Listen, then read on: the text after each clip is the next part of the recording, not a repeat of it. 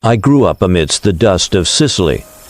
When I was 15, my father was hanged from an olive tree. The clan leader, Don Vincenzo, patted me on the head and said, "My boy, there are only two kinds of people in this world, wolves and sheep." I swallowed my father's wedding ring and swore to become a wolf. 20 years later, I sat in a palace in Rome, with the entire Italian underworld kissing the back of my hand. But today, someone delivered an envelope. Inside was my father's rusty wedding ring. The note attached bore a single word, Omerta. The first time I saw a dead man was at my father's funeral. That dead man was my father. August 1972, Sicily. The sun baked the stones of Carlione until they were scorching hot. I crouched by the doorway, whittling an olive wood stick with a knife. Wood shavings fell at my feet, attracting a few ants. I was 15 that year, skinny as a stick of firewood, my skin tanned a deep brown, my eyes as black as my mother's. The sound of hooves came from the distance. I looked up and saw Uncle Giuseppe's mule cart coming down the mountain path. It was moving faster than usual. The wheels ground over the gravel, kicking up a cloud of dust. Uncle Giuseppe pulled on the reins at the town entrance and called out toward me. I couldn't make out what he was saying, but his voice sounded wrong. I stood up, and the olive wood in my hand fell to the ground. The ants scattered in panic. Uncle Giuseppe's mule cart stopped at my front door.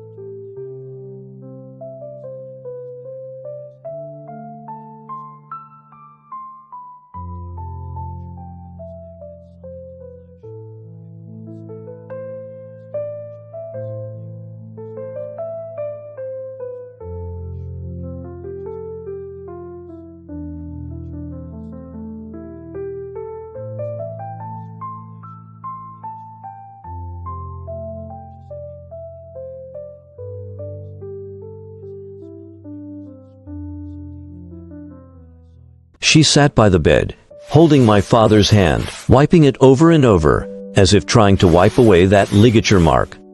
I stood in the courtyard, leaning against the olive tree my father had planted. The trunk was rough, digging into my back until it ached.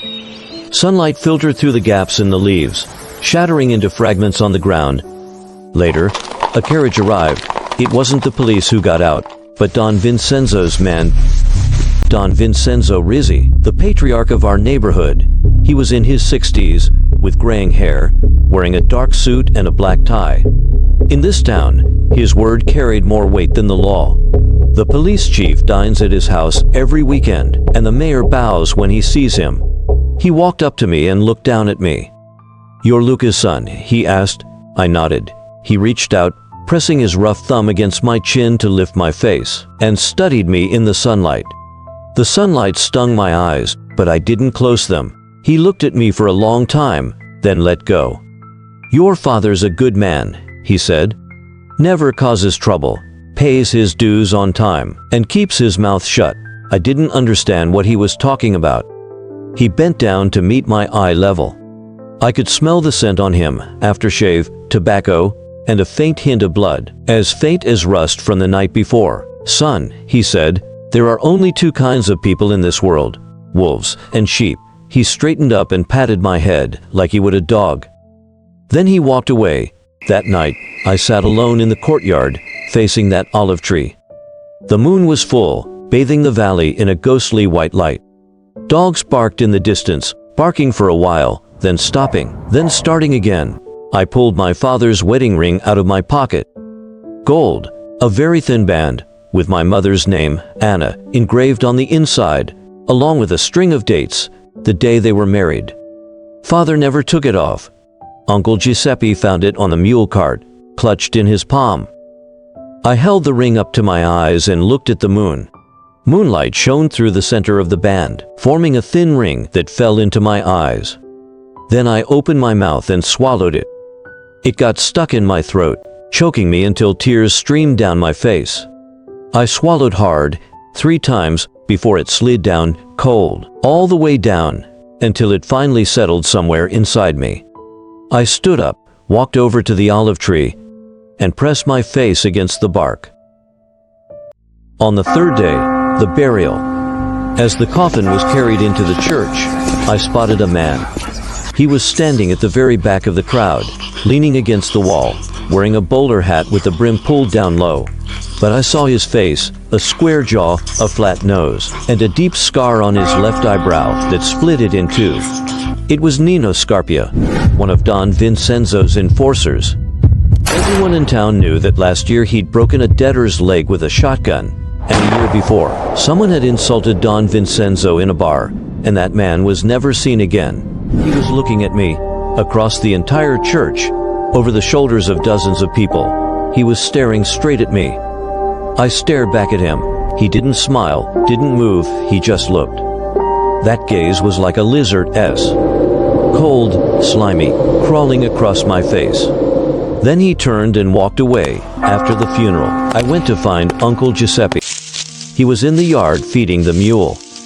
When he saw me coming, he paused with the hay in his hand. "Uncle Giuseppe," I said, "who killed my dad?" He didn't answer. "You saw it," I said. "That morning when he left the house, you saw it."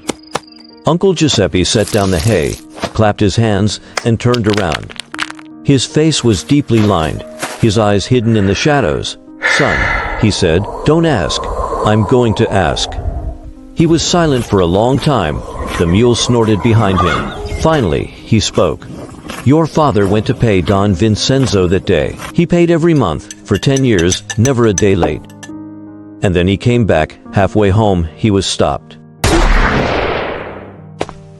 "Who?" Uncle Giuseppe looked at me but didn't answer. I knew. That night, clutching the folding knife my father had left me, I went to Nino Scarpia's house. I made my way around from the bottom of the slope, climbed over the low wall, and crept through the backyard to the base of the window. The window was open, and light was spilling out. I peered inside. Across from him sat another man, with his back to the window. "That fool Luca." Nino was speaking, his voice slurred with drink. He thought kneeling would save him.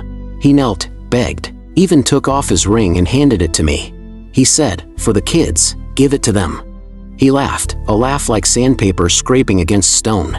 I told him, "Luca, Don Vincenzo said this month isn't enough. The money you paid isn't enough." The man across from him said something, but I didn't catch it. Nino raised his glass and held it up to the light. "So I hung him. From that olive tree, the one he planted himself." Nino drained his glass in one gulp and stood up. "All right, you can go now. Tell Don Vincenzo the job's done." The man across from him stood up and turned around. The light illuminated his face. "Uncle Giuseppe." I crouched beneath the window, motionless. The moonlight fell on me, cold and desolate. I watched Uncle Giuseppe come out of the house, untie the mule, and drive away. I watched Nino blow out the lamp and collapse onto the bed, snoring. I watched the 2 black dogs lying by the door. I waited. I waited until the moon had shifted westward, until the dogs stopped moving, until Nino's snoring turned into steady breathing. Then I moved. I climbed through the window, landing almost silently. Then I stabbed him. The first blow struck his neck. His eyes snapped open, his mouth gaping wide as he tried to scream.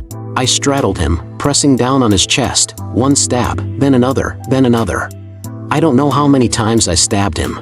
I ran down the hillside, across the gravel path, and into the olive grove. I ran to the tree where my father had been hanged and knelt on the ground. Moonlight filtered through the branches, illuminating the deep gash in the tree trunk. I opened my mouth, wanting to vomit. But nothing came out. That ring was still inside me, heavy and sinking deeper and deeper. I knelt there all night long. At daybreak, Uncle Giuseppe's mule cart came down the mountain path and stopped in front of me. He looked down at me, his face expressionless. "Go home," he said. "Wash up." I stood up. My legs were already numb. He didn't reach out to help me. "Don Vincenzo wants to see you," he said. "This afternoon." I went home. My mother was making coffee in the kitchen. She saw me covered in blood, froze for a second, then turned away and went back to making coffee. "The water's in the yard," she said. "Get it yourself." I fetched the water, took off my clothes, and stood in the sun, pouring it over myself. The cold water ran down, washing away the blood crusts, and more blood flowed out. It wasn't my blood, it was Nino Scarpia's. The blood mixed with the water, seeped into the soil, and vanished from sight. My mother came out of the house and handed me a clean set of clothes. They belonged to my father, washed until they were bleached white, folded neatly. I put them on. "Go," she said, "but don't kneel." I went. Don Vincenzo's house stood at the highest point in town, a stone mansion with a courtyard, flanked by 2 cypress trees at the entrance.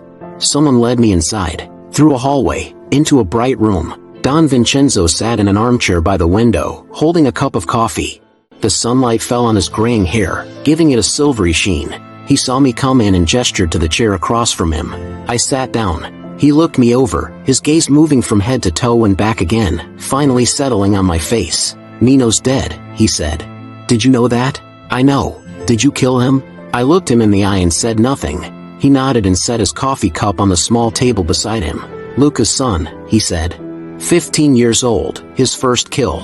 After he did it, he didn't run, didn't talk back, just stared at me. He stood up and walked to the window, turning his back to me. "Nino's been with me for 20 years. He was a useful tool, hit the mark every time. But he had a flaw. He was a loose cannon, ruthless, and couldn't control himself. I sent him to collect money, not to kill. Your dad paid up for 10 years, never a day late. Everyone on this street knows Luca's a man of his word." He turned around and looked at me. "Do you know what a man of his word means?" I shook my head. "It means," he walked back and sat down again, "he's a sheep, not a wolf. Sheep live to be eaten by wolves. That's not an insult, it's the truth. Your dad was a good man, and good men don't last long in this world." He looked into my eyes and waited a moment. "But you," he said, "you're not a sheep." I didn't say anything. "There's something about you. The first time I saw you, standing under that tree, there were no tears in your eyes, only fire. I knew right then that this kid wasn't a sheep." He reached out, just as he had when we first met, pressing his thumb against my chin to lift my face. "You killed my men. The rule is, I have to kill you." His thumb pressed hard, digging into my chin until it stung. "But your father's been with me for 20 years, a man of his word. For his son, I'll give you one chance." He let go and sat back down. "Starting today, you're with me. Bring tea, run errands, deliver messages, do odd jobs. For 3 years, I won't pay you. I won't treat you with respect, and I won't give you anything. After 3 years, I'll take another look at you." I stood up and looked at him. "One more thing," he said. "Giuseppe told me you swallowed Luca's ring." I didn't say anything. "You swallowed it?" "Yeah." He looked at me for a moment, then suddenly smiled. It was a faint smile that vanished quickly, but I saw it. "Go on," he waved me off. "Someone's waiting for you outside." I turned and walked out. As I reached the door, his voice came from behind me. "Kid, what's your name?" I stopped and turned back. "My name is Matteo," I said. "Matteo Luca Barbera." He nodded. "Matteo," he said, "remember today. Remember where you started." I went out. For the next 3 years, I did everything. Delivering messages, running errands, tailing people, collecting debts. Sometimes during the day, sometimes in the dead of night. Sometimes in the town of Corleone, sometimes all the way to Palermo, a few hours by mule cart, then switching to a horse-drawn carriage. I never took a single lira. Don Vincenzo said 3 years, and 3 years it was. He gave me food, a place to sleep, and clothes to wear, but no money. When I went out on assignments, I had a carriage to ride in and meals provided, but my pockets were always empty. In those 3 years, I never went home. My mother sent word through someone that she was doing well. Uncle Giuseppe came by a few times, standing outside the courtyard, glancing at me from a distance, and then leaving. Over the past 3 years, I've seen a lot. I've seen debtors kneel and beg for mercy when the collectors came, their faces streaked with snot and tears. I've seen a single word from Don Vincenzo make a man vanish without a trace. I've seen 2 families fighting over territory, shooting each other on the streets of Palermo. 3 people died, their blood flowing into the sewers, only to be washed away the next day as if nothing had happened. I've seen how Don Vincenzo operates. He never raises his voice, and he never gets his hands dirty. He sits in that armchair, sipping coffee, listening to his men's reports. Sometimes he nods, sometimes he shakes his head. When he nods, someone lives. When he shakes his head, someone dies. I learned to keep my mouth shut. No matter what I saw or heard, I didn't say a word. That was the first lesson Don Vincenzo taught me. The second lesson was, money isn't earned, it's waited for. You wait, he said, wait for the other side to make a mistake. Wait for your opponent to die. Wait for opportunity to fall from the sky. Then you reach out and catch it. Until then, don't do a thing. The third lesson was, the family comes before everything else. Do you know why the Sicilian Mafia has lasted for centuries? He asked me. It's not because they can kill people. It's because they have rules. The greatest rule is called omerta. I didn't understand that word. Silence, he said. Absolute silence. If the police ask you, you don't speak.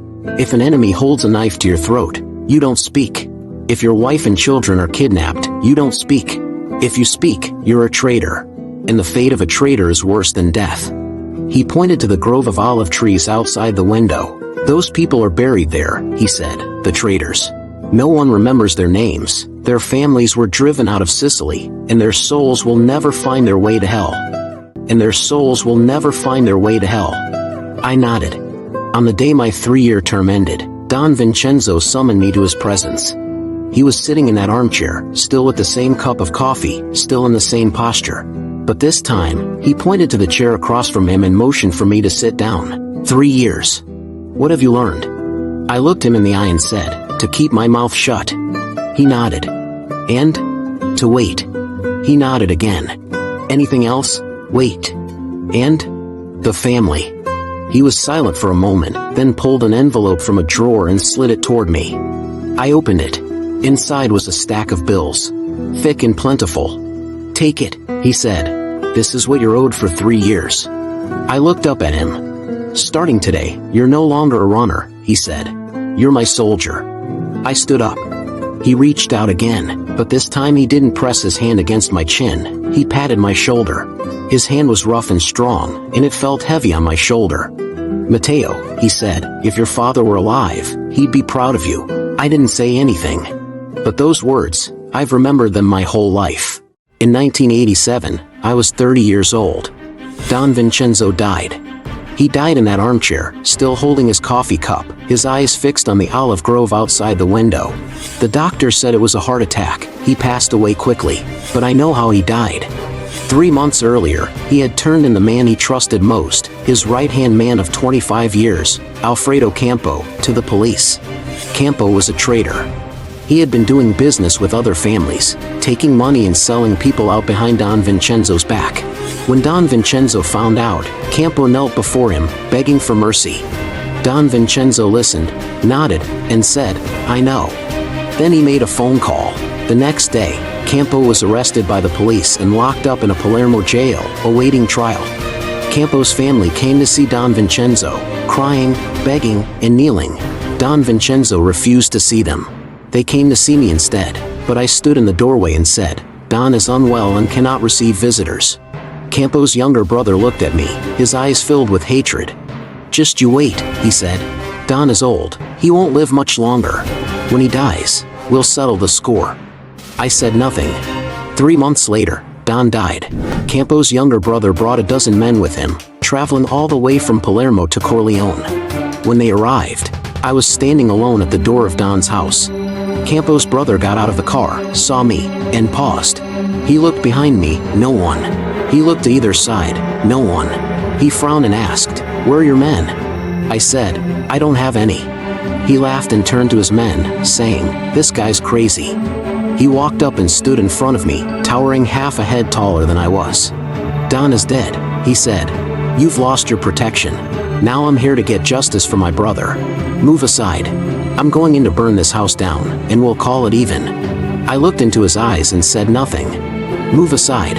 I didn't budge. He reached out to push me.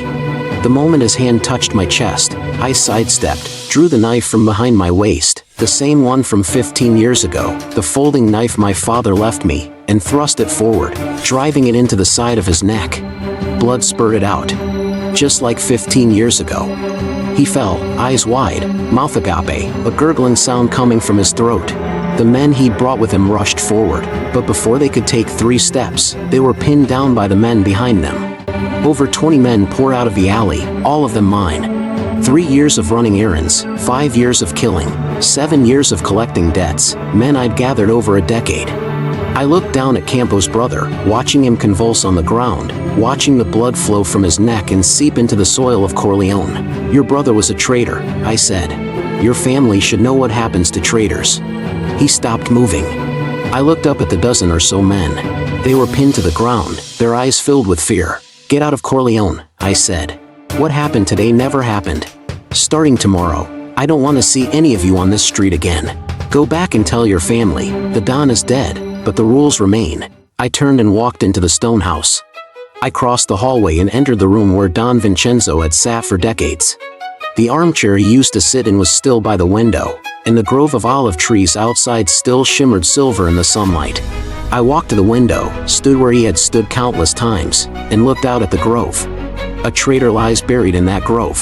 The Don said so. Now there are 2 more. 1995. I was 38. Corleone was too small for me. I moved the family to Rome. It wasn't a move, it was a takeover. The Neapolitans wouldn't let us. The Camorra fought back for 2 years. Over 40 men died before they finally surrendered. The local Roman families were even more ruthless. We killed 3 generations of their Don before the survivors knelt down to kiss the back of my hand. Those years were a river of blood. I have more blood on my hands than Nino ever had. I can't sleep at night. When I close my eyes, I see those dead men marching in a line right before me. Nino, Campo's brother, the boss of Naples, the boss of Rome, and all those others whose names I can't recall. They all wanted to kill me. They're all dead.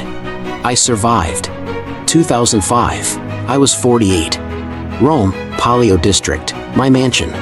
It's no palace, just an old stone building, unremarkable on the outside, but inside it has everything.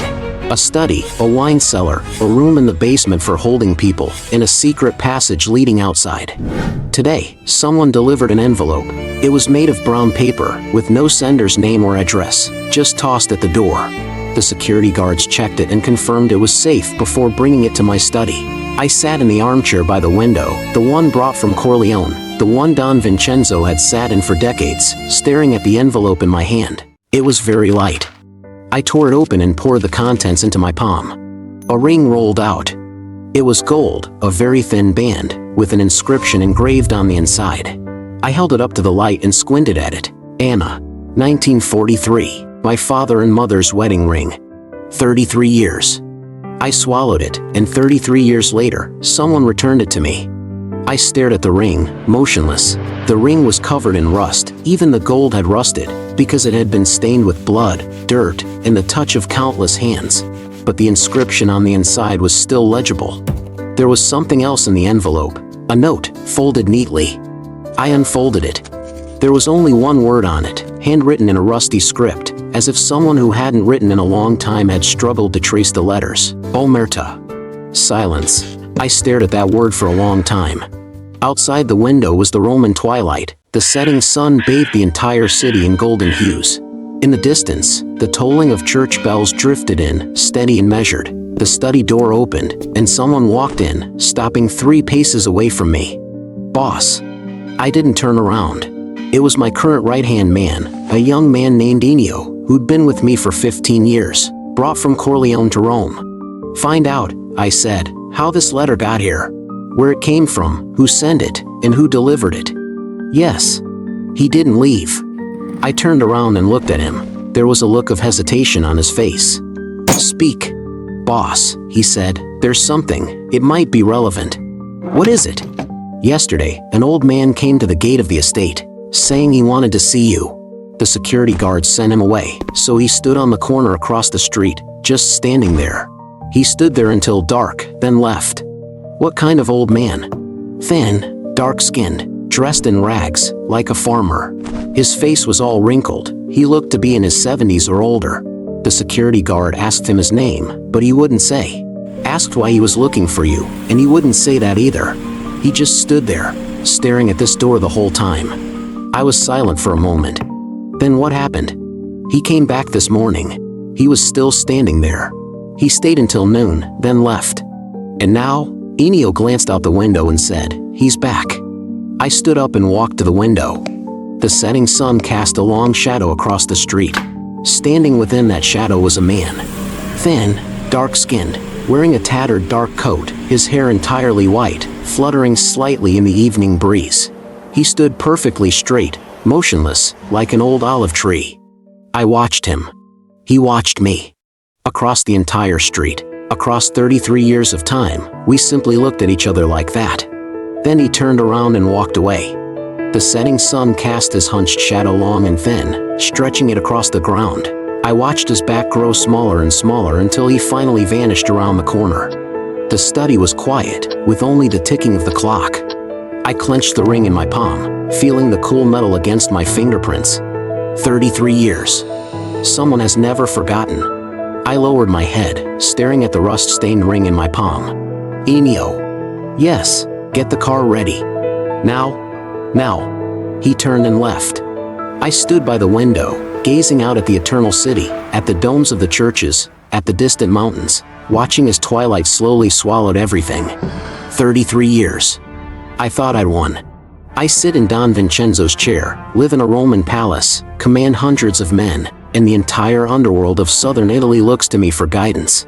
But in this moment, clutching this ring, I suddenly realize I'm still that 15-year-old boy standing under the olive tree, watching my father's coffin being lowered into the ground. I always will be. The study door opened. "Boss, the car's ready." I took one last look out the window. That figure had vanished without a trace, as if he'd never been there. I slipped the ring onto the little finger of my left hand. It was too loose, dangling loosely, as if it might fall off at any moment. Then I turned and walked out of the study. Outside the door, at the end of the hallway, Enio and a few bodyguards were standing there waiting for me. I walked past them toward the staircase. Halfway down, I suddenly stopped. "Enio." "Yes. That old man just now," I said. "When was the first time you saw him?" He paused, thought for a moment, and said, "Yesterday." "Before that? Never?" "Never." I nodded and continued down the stairs. The staircase was long, winding down in spiral turns. Paintings hung on the walls, all old pieces left behind by Don Vincenzo. One depicted an olive grove in Sicily, with green hills stretching all the way to the sea, the sunlight glinting silver on the leaves. I stood in front of that painting and looked at it for a long time. In the lower right corner of the painting, there's a line of small, golden text that's almost impossible to make out. Corleone, 1952. I wasn't even born that year. That year, my father was still alive, still young, still sitting under that olive tree, waiting for a rain that might never come. I reached out and touched the painting. Then I kept walking. When I reached the entrance, a bodyguard pulled open the door, and the cold wind rushed in. The car was already running, white smoke curling from the exhaust. The door closed, the motorcade pulled away, and we drove out of the estate. I leaned back in my seat and closed my eyes. Two images flashed through my mind. At 15, standing under an olive tree, watching the coffin being lowered into the ground. At 48, sitting in a car, watching that figure disappear around the corner. 33 years lie between those two images. Separated by countless lives. Watching the streetlights rush past outside the window, gazing at this city aglow with lights. The ring was still on my little finger, swaying gently. The car rounded a corner, heading toward the Tiber River. The water was dark, glistening with flecks of light reflected from the lamps on both banks. I looked down at the ring. The inscription on the inside, Anna, 1943, flicked on and off in the flickering light of the street lamps. Who was that old man? Why did he have this ring? What did he want? I don't know. But there's one thing I do know. 33 years. From Corleone to Rome. From hitman to godfather. From 15 to 48. That tree is still there. That blood hasn't dried yet. That rule, someone still remembers it. I clenched my fist, the ring dug into my palm, stinging. Pain is good. The car kept moving forward, into the depths of the night. In the distance, the Tiber flowed quietly. And I sat in the car, clutching that ring, thinking of the figure who had vanished around the corner. Thinking of the vow I made in my heart 33 years ago, when I swallowed that ring. That vow isn't over yet. It will never be over.